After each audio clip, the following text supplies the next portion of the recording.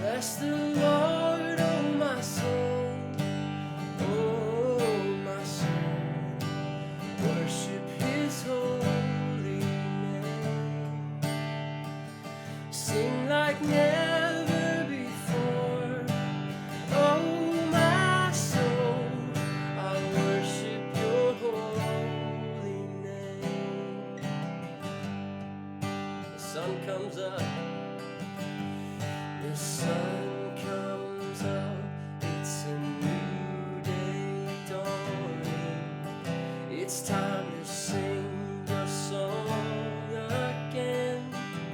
Whatever may pass and whatever lies before me, let me be singing when the evening comes.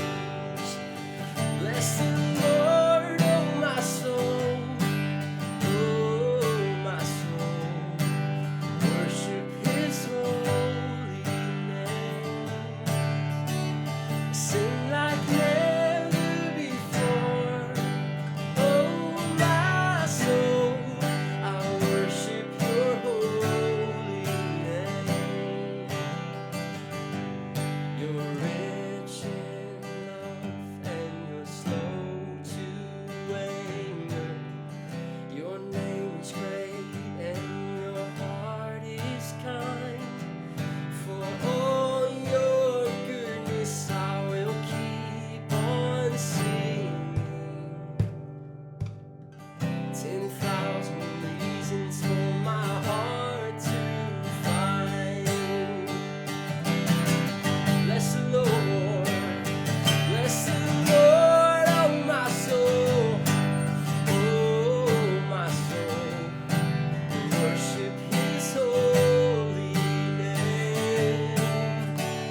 Sing like never before, oh my soul, I'll worship your holy name. And on that day,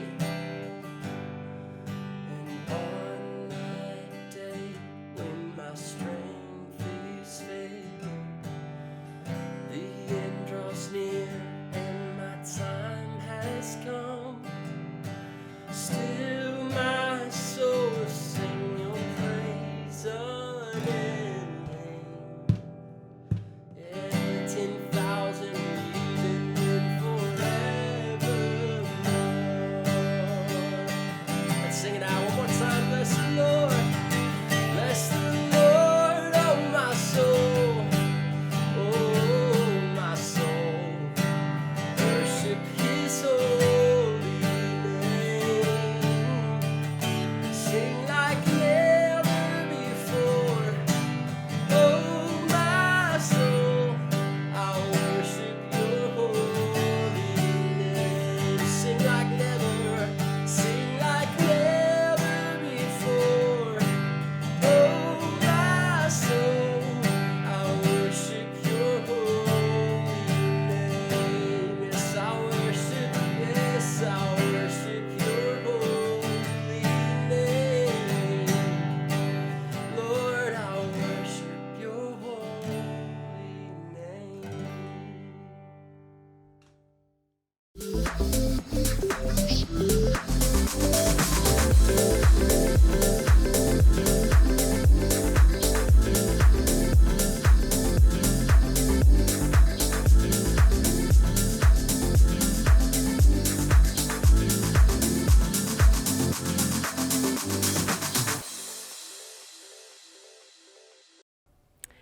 Hi friends, Taylor here again.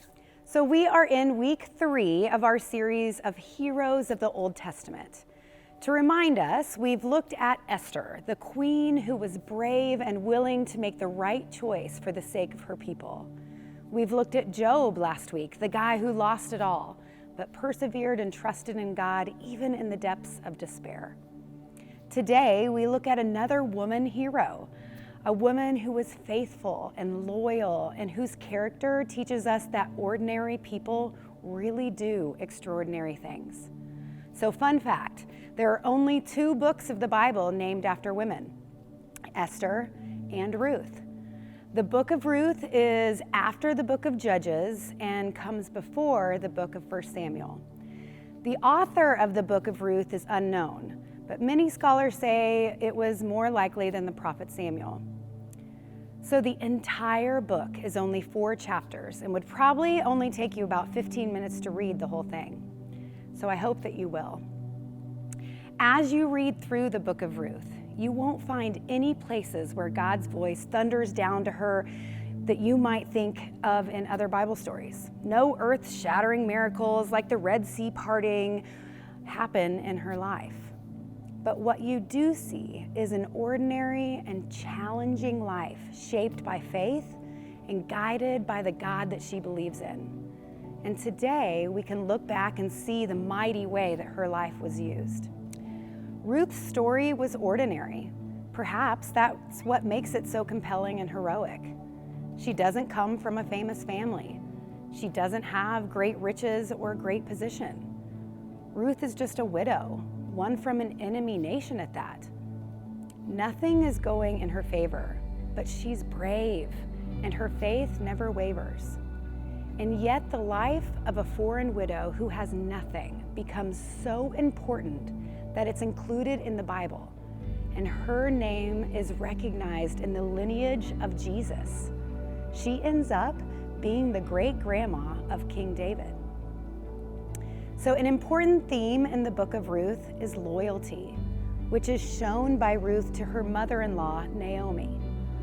Loyalty is about remaining at somebody's side through everything, and Ruth provides a perfect example of this. But before we get to Ruth's loyalty, let's examine for a minute the crazy loyalty of one of my favorite things on this planet, dogs. Yep, you heard that right. I always love to use dogs as a great example of what loyalty really looks like. So I've had a lot of dogs in my years, and all of them have been great examples of loyalty. So here is a picture of my dog, Mabel. She is my almost 2-year-old, super stubborn, but adorable basset hound. So we hear stories all the time about the loyalty of dogs.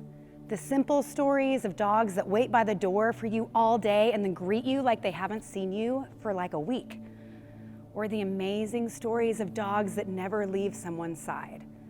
I saw a commercial once that totally made me cry, of a man who had maybe had a heart attack or something. The ambulance came to take him to the hospital, and then the dog ran behind the ambulance all the way to the hospital.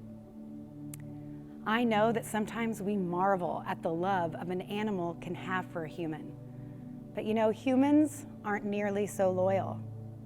So a question for you: how loyal are you to the people who care about you most?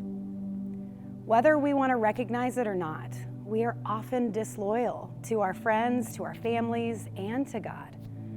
It seems that we can change loyalties at a drop of a hat sometimes. Friends who seemed inseparable become enemies after only one fight, or friends become divided when one gets an opportunity and the other does not. Even family members can turn on one another at times. People are disloyal to God as well.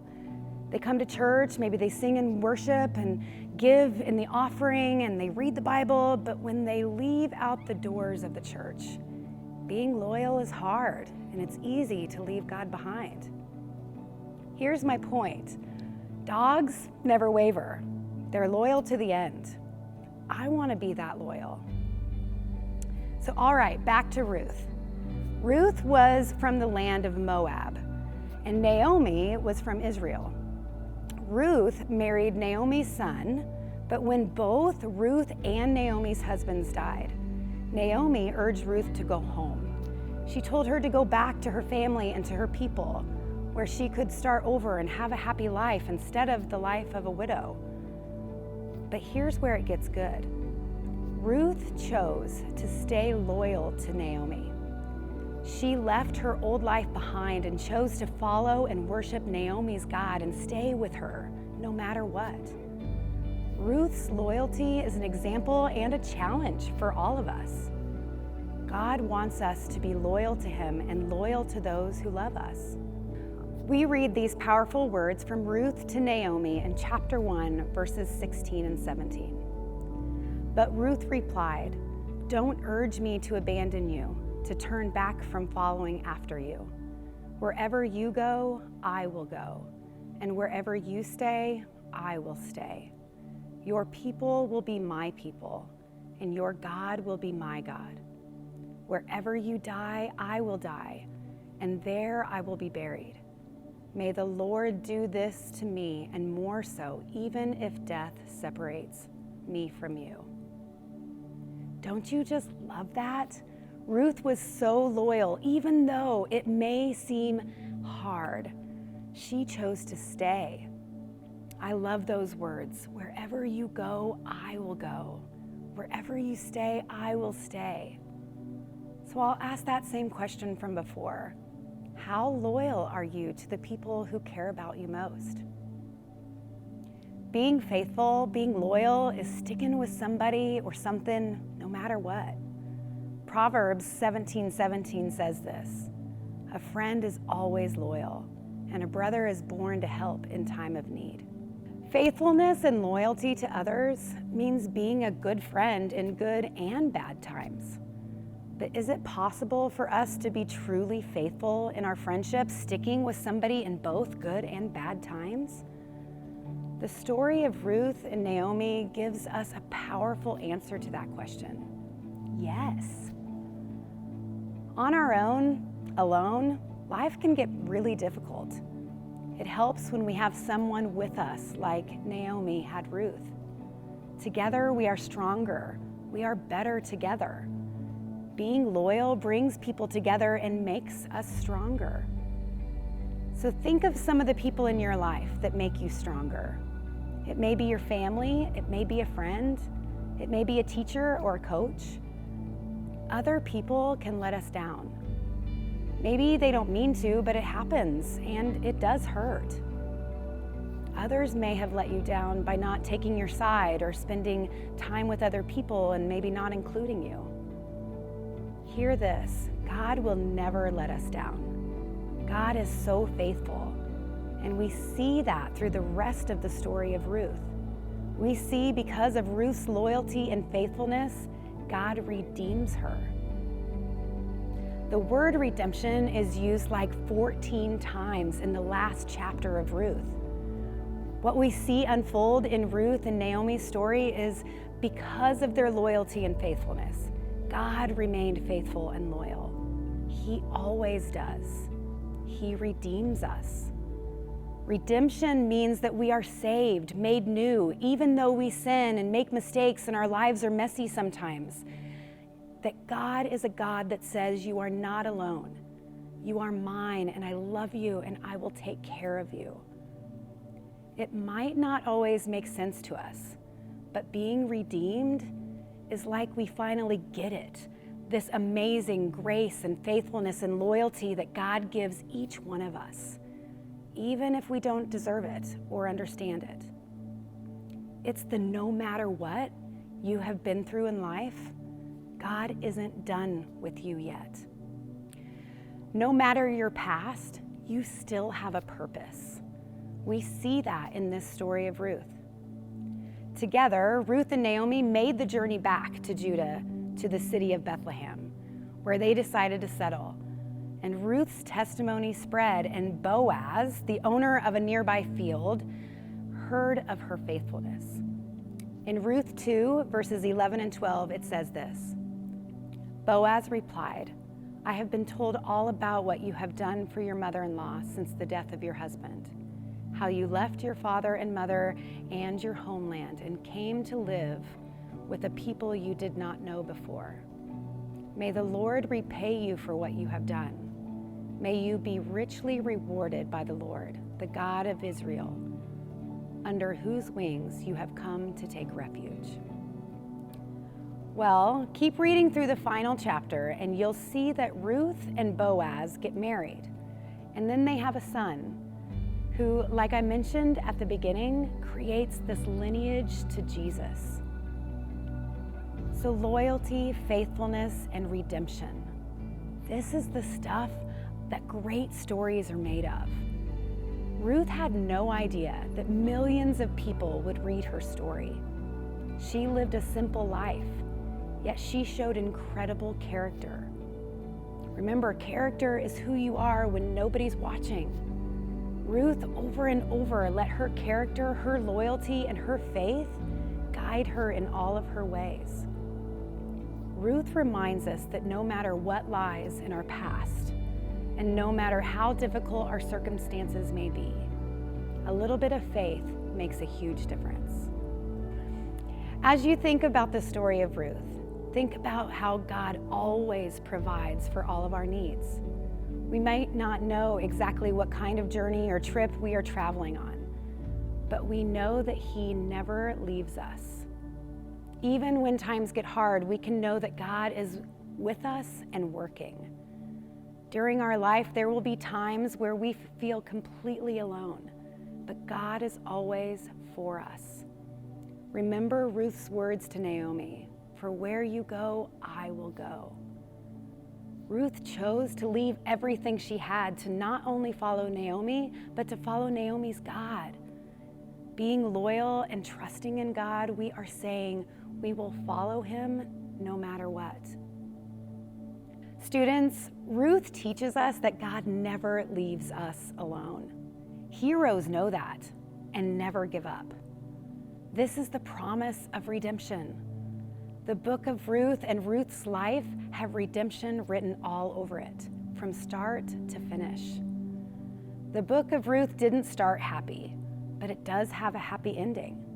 It began actually with a funeral, but it ends with a wedding. It began with a famine, but it ends with fullness. It began with weeping and sorrow, but in the fourth and final chapter, joy has come.